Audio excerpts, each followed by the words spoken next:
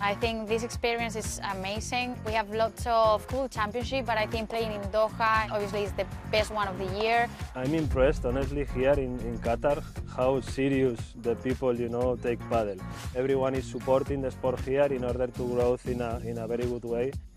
It's an honor for me to be part of the history, I try to always send that message that nothing is impossible. Hello, welcome to Qatar 365 with me, Adil Halim. On this episode, we take a swing at some racket sports. From tennis to paddle, we've got you covered. Top-tier tennis was in full swing again at the Qatar Open. And that's where I got a chance to sit down with Tunisian star Ons Jabeur. But first, paddle is all anyone is talking about nowadays, which makes it unsurprisingly one of the world's fastest growing sports. Here in Qatar, paddle's popularity is showing no signs of slowing down. And as Laila Humaira found out, the country is scoring major deals to host international tournaments. Mohamed Al-Hanji is one of Qatar's top paddle athletes. While tennis was his first love, he made the switch to paddle 5 years ago and hasn't looked back since.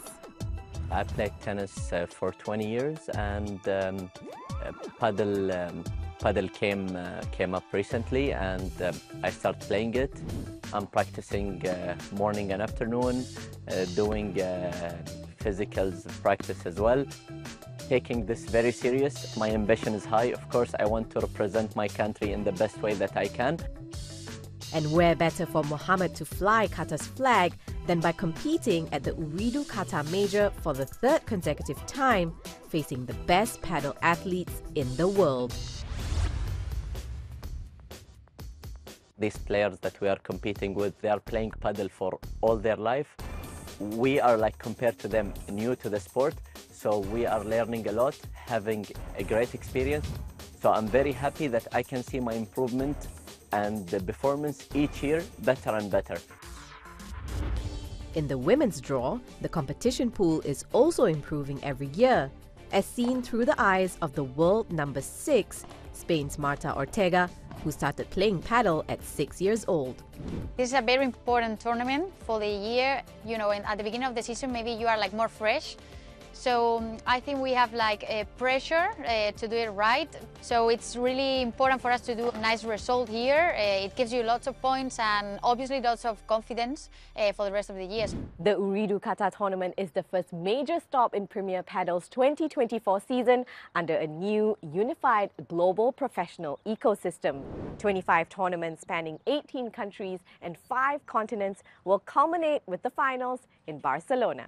It's a big year for paddle in Qatar, as the country is also set to host the World Championships come November, much to the delight of the sport's growing fan base. Padel now it's one of the important sports and everyone here in Doha, they love to play padel in different categories, kids, women's, all of community here in Qatar, they love padel, and we're trying, to do our best, to promote this game. That's also what Premier Padel hopes this fresh competition format will do: get the sport exposed to a bigger audience and score more deals to take paddle to greater heights.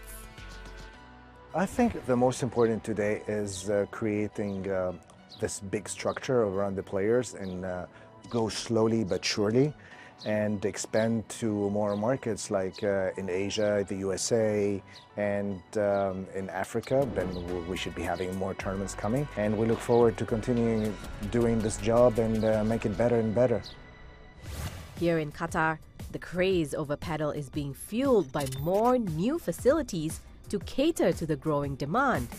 Whether it's for competitive play or for fun, Qatar Foundation recently opened 2 new paddle courts in Education City. You can choose to play outdoors within the grounds of Education City Golf Club or indoors at the Dome, both of which have been decked out by Adidas. The Dome is very dear to me, and it's because it has great 5 paddle courts and it's an indoor venue. Not only that, but because it dedicates a few hours for ladies only. This place is fully accessible by everyone. These new facilities not only provide the public with high-quality courts, world-class coaching is also available for those who want professional guidance. It's so important to give good quality, to make the people feel at home, to make the people feel comfortable when they come and play. And this is what we are trying to do. People are really enjoying the sport. They are pushing themselves a lot when it comes to competition. They really want to improve it, and they are taking it very, very seriously. And while padel is already giving legacy record sports like tennis a run for its money, there's still a bit more of catching up to do. Of course, padel still has a long road ahead, to be compared to the industry of tennis. But I think, the industry of padel is taking the right decision. Premier Padel is one of the examples. And I think with time we will see that tennis and padel, start to get closer to each other. But if padel's meteoric rise in Qatar is any indication for the growth the sport is expected to see, the industry is headed for an all-round, smashing good time. I'm impressed, honestly, here in Qatar, how serious the people, take padel.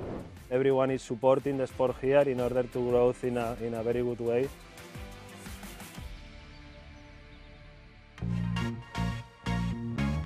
Ons Jabeur is hoping to continue to play her way into the record books in 2024. The 29-year-old Tunisian already made history as the first Arab and African woman to reach a Grand Slam final. Now she's hoping to win one. I recently caught up with the 6th-ranked woman in the world ahead of this year's Qatar Total Energy Open.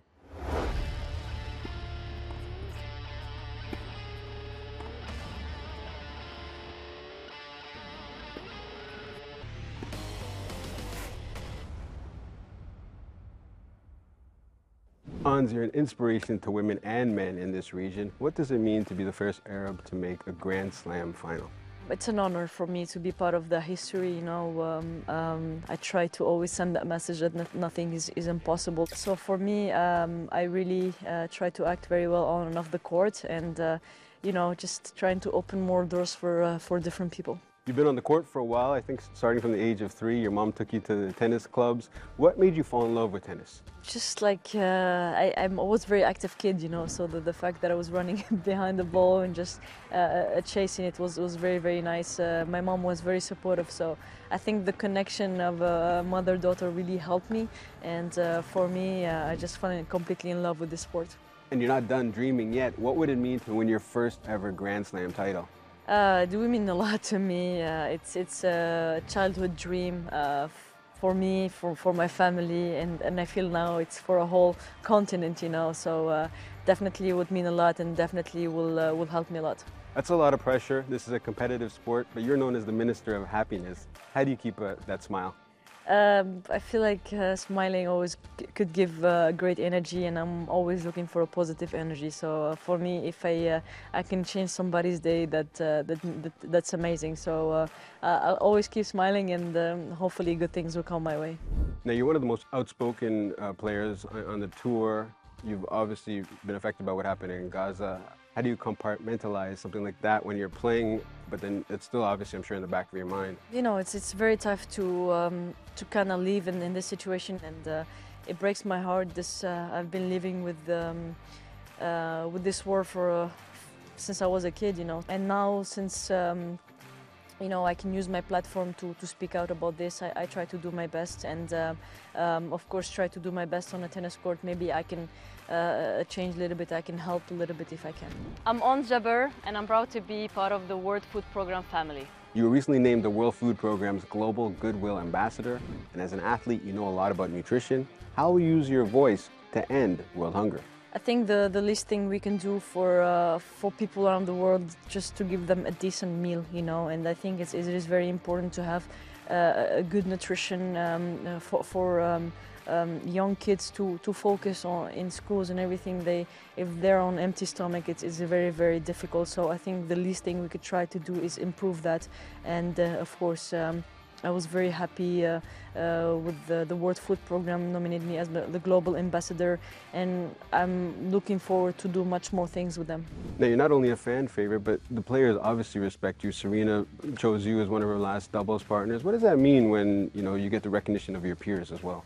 It's very important. I think like I give them respect, they give me respect back, and to play with such a legend like Serena is really unbelievable, and definitely I will never forget about that doubles.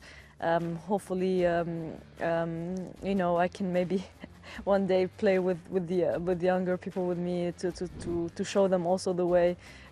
It's nice to have that respect between different players. Now, we were hoping to see you last year at the Qatar Open, but the knee injury. What does this tournament mean for you? It means a lot. I mean, I was very sad to miss it last year, but I'm back, and I'm very happy to be back. It was the most difficult,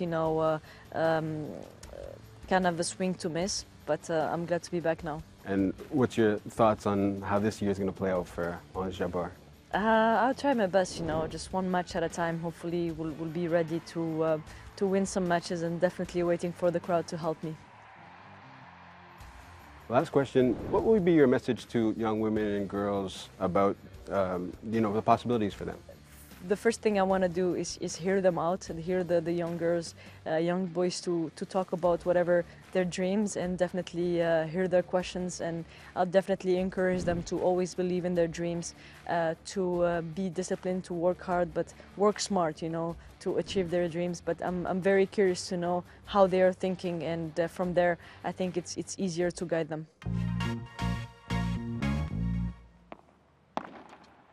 Talk about an action-packed episode. From paddle's rising popularity in this country to meeting a tennis superstar inspiring young people across this region, we hope you enjoyed this episode.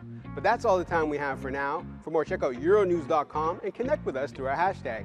Thanks for watching, and we'll see you next time on Qatar 365.